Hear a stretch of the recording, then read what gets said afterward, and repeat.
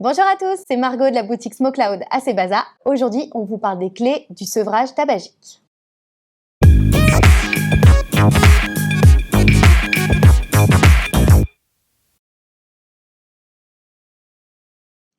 Donc tout d'abord, nous allons définir ensemble votre profil de fumeur grâce à un test de dépendance à la nicotine qu'on va réaliser ensemble en boutique. Donc en fonction des résultats du test qu'on aura réalisé ensemble, on va choisir votre vapote.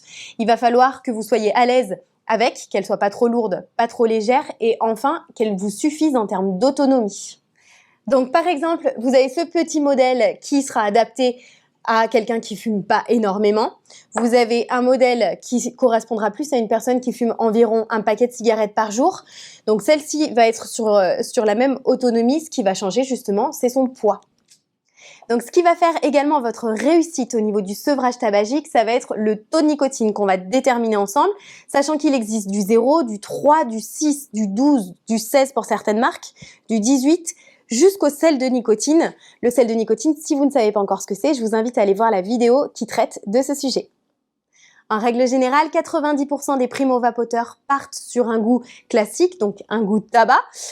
Après, certaines personnes veulent s'en éloigner complètement, donc on a autre chose à vous proposer, des saveurs mentholées, des saveurs fruitées, etc.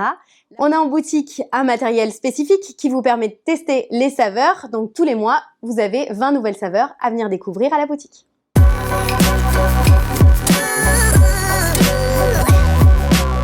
Le facteur clé le plus important de la réussite au sevrage tabagique, j'insiste, ça va vraiment être le choix du taux de nicotine. Mieux vaut partir sur un taux de nicotine qui va être un petit peu plus élevé que ce dont vous pensez avoir besoin finalement pour que le sevrage se fasse de la manière la plus douce et la plus efficace possible.